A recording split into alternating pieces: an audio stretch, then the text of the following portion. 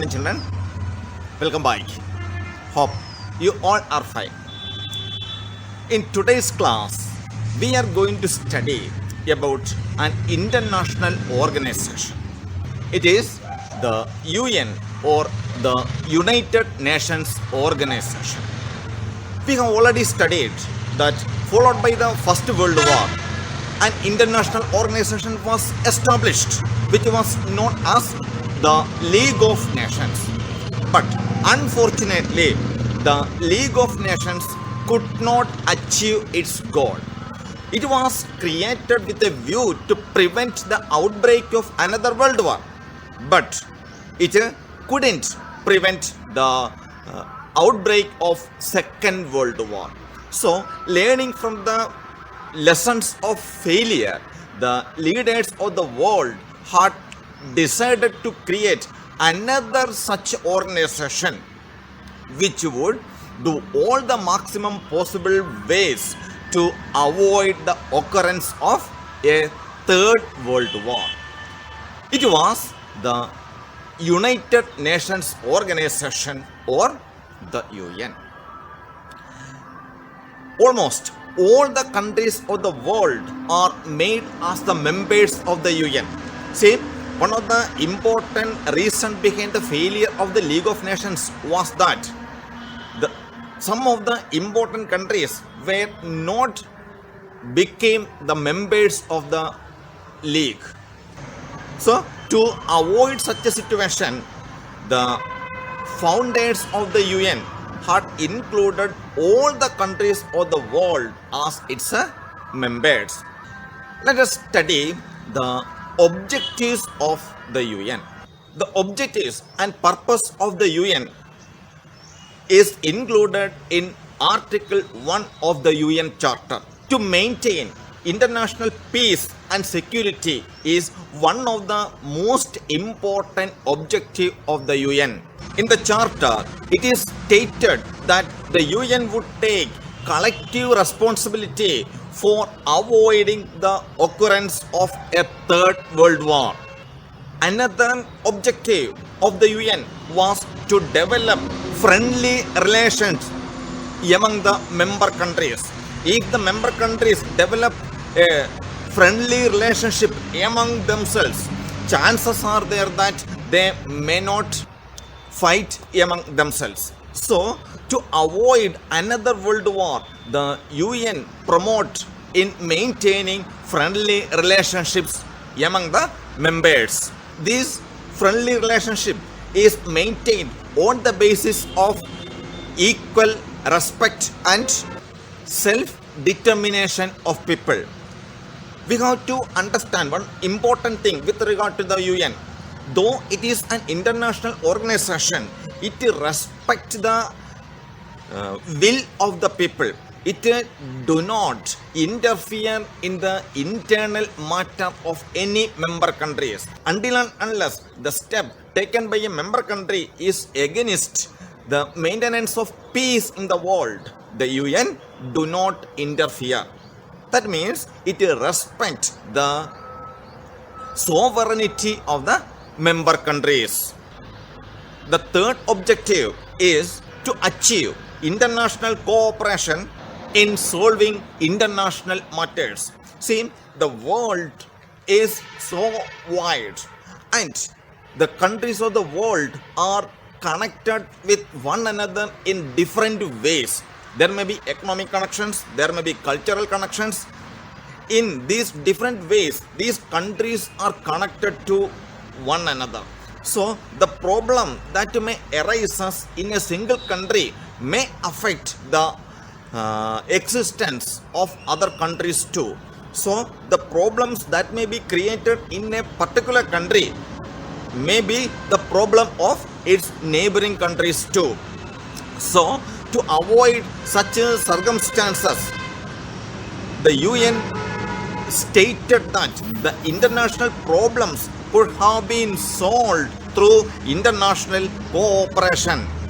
This international cooperation is ensured in many fields. It is ensured in social, cultural, and economic problems. The fourth objective of the UN is to act as a center for achieving these objectives. It takes the leading role in maintaining peace as well as achieving these objectives for ensuring peace and harmony in the world. So these all are the objectives of UN which are mentioned in Article 1 of the UN Charter. Now we are going to study about the organs of the UN. The UN has 6 organs: the General Assembly, the Security Council, the International Court of Justice, the Trusteeship Council, the Economic and Social Council, and the Secretariat are the 6 organs of the UN. Of these 6, first 3 are the most important one. So here we will study about those 3 important organs. They are the General Assembly, the Security Council, and the International Court of Justice. I have already told you that General Assembly is one of the important organs of the UN. It consisted of all the member countries. At present, 193 countries are made as the members of the UN. And this General Assembly consisted of all these 193 members. Each member country is allowed to send up to 5 representatives to the General Assembly. But during voting, each country will have only one vote. The regular sessions of the General Assembly begins every year on the 3rd Tuesday in September and may continue up to the 3rd week of December. At the beginning of every session, the General Assembly elects a new president and 21 vice presidents. In addition to the president and 21 vice presidents, the General Assembly elects chairman of its 6 main committees. In order to ensure equal geographical representations to the member countries, the presidentship is rotated among 5 groups of countries.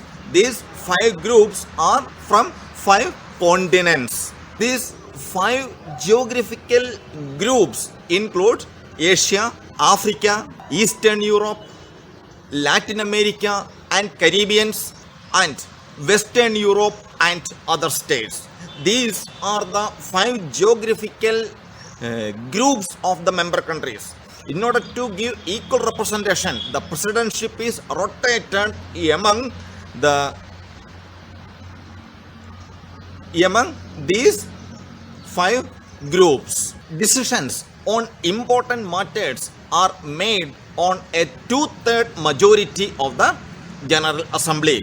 These decisions include the election of non-permanent members to the Security Council, admission of new members to the General Assembly, as well as the expulsion of existing members if they do anything against the objective of the UN. Decisions on other matters are included on the majority of members present in the meeting.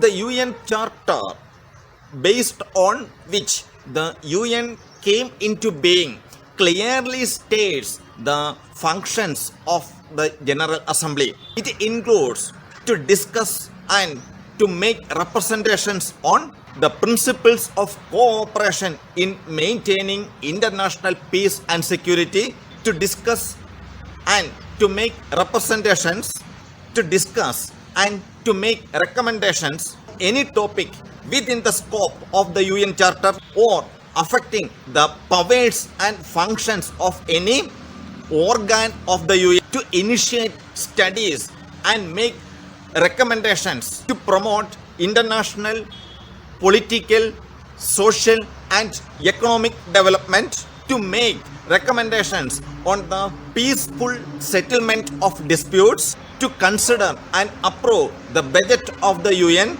to appoint the Secretary General on the recommendations of the Security Council, and to appoint the non-permanent members to various organs and agencies of UN. These all are the important functions of General Assembly. The Security Council is another important organ of the UN. It has a total membership of 15. Out of these 15, there are 5 permanent members and 10 non-permanent members. The important countries which took initiative of the formation of the UN are made as the permanent members of the Security Council. They include China, Russia, Britain, France and the US. So these 5 countries are the permanent members of the Security Council. In addition to these permanent members, there are 10 non-permanent members. These non-permanent members are elected on a geographical basis. See, one of the important purpose of the UN was to give equal importance to all the member countries. And with that view, the members are grouped into 5 geographical groups. So, the same consideration was given while choosing the members, the non-permanent members of the Security Council too. Out of these 10, 5 members are elected from Afro-Asian countries, 2 members are elected from Latin America, 2 members are elected from Western Europe and other countries, and 1 member is elected from Eastern Europe. This is the proportion of members, non-permanent members of the Security Council. These non-permanent members are elected for a term of 2 years. And there was a provision for the re-election of these non-permanent members. India is one of the non-permanent member of the UN Security Council. For a long time, India has been demanding to include her among the permanent members. But the demand for India was not accepted. See, the 5 permanent members have a special power, and that special power is called a veto power. If any decision taken on the basis of majority can be vetoed by the permanent members. That means if all the member countries are in favor of accepting India as a permanent member of the UN Security Council, and if any permanent member among the 5 casted their vote against this decision, that majority decision would not be implemented. Because of this veto power, we can say the UN is not true democratic in nature, because the opinion of majority has no value before this veto power. And it happened when India was chosen to become a permanent member of the Security Council a few years back. China vetoed, and because of the veto of China, India could not get into the permanent members of the Security Council. The important functions of the Security Council include maintenance of international peace and security in accordance with the provisions of the UN Charter to investigate any dispute or situation which might do harm to the international peace and security, to recommend methods to adjust such situations on the basis of mutual understanding and cooperation, to formulate a method for curtailing armed power, to take military action against an aggressor, to recommend the admission of new members, to exercise the trusteeship power of the UN in strategic areas, to call on members to apply sanctions on a member country that violate the instructions or guidelines imposed by the UN, and to recommend the General Assembly about the appointment of a new Secretary General, and together with the General Assembly elect the judges of the International Court of Justice. These all are the functions of the Security Council. The International Court of Justice is the third important organ of the UN. It has its headquarters at Hague in Netherlands. The court is composed of 15 judges, and these 15 judges are selected from among the member countries. Each judge has a term of 9 years. It may not include more than one judge from any country. 1/3 of these 15 judges may retire every year, and elections are held to fill the seats of these retiring judges. And the retiring judges may be re-elected. The judges of International Court of Justice do not represent their respective governments. Instead, they act as independent magistrates. When disputes arise against the treaties and agreements signed among the countries, or when the provisions of these international agreements are violated, those cases may be brought before the International Court of Justice.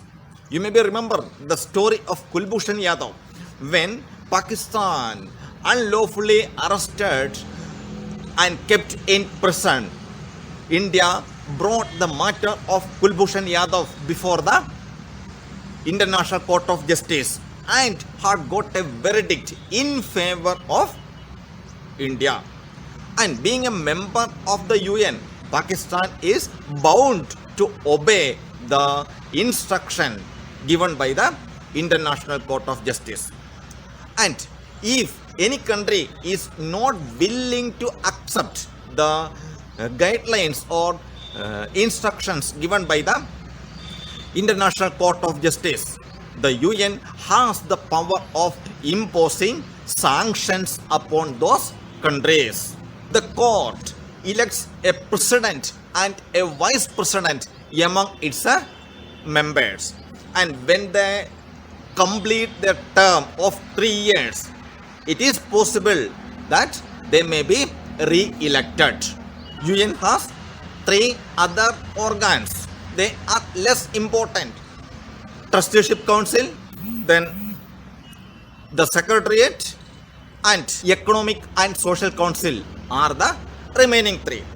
Since they are less important, we are not going to study about them in our courts. But just for your information, I am telling there are 3 more organs. So far we have discussed about the formation and objectives of the UN and about its various organs and their functions. Hope these points are clear to you. If you have any doubt, as I used to say, you are free to contact through the school app. It is enough for today. Take care.